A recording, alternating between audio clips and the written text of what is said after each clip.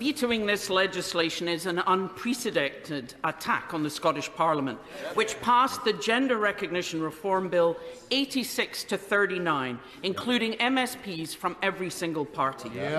Gender recognition is a devolved policy area, and this does not change the 2010 Equality Act or give any additional rights to those with a certificate.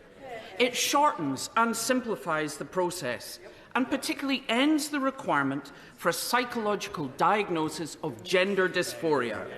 This is in keeping with the guidance from the World Health Organization and UN, which recommends change to a legal statutory process based on self-identification.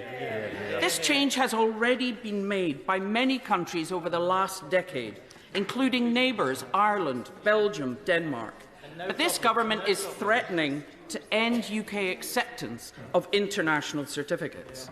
I find it bizarre, considering the former Prime Minister, the Right Honourable Member for Maidenhead, suggested a similar proposal in 2017. So can the Secretary of State explain exactly which parts of the Equality Act are changed by this bill? Why did he not raise specific concerns during the two consultations carried out by the Scottish Parliament, or in response to the Cabinet Secretary's letter in October, rather than a response that came 3 days before the final debate on the bill? What modifications is he suggesting to the bill that wouldn't include a return to the outmoded medicalised process? Why is he using one of the most marginalised groups in society to pick a fight with the Scottish Parliament? Is he seriously, after 300 years of different marriage ages and voting ages, suggesting there can no longer be legal or age differences north and south of the border? And does he recognise that vetoing this bill simply highlights the hollow reality of devolution? Secretary of State.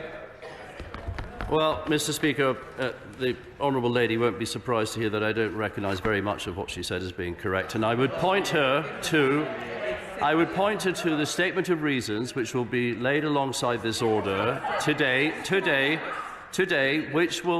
and our legal advice is very clear. The Equality Act 2010 is reserved, and there are adverse effects.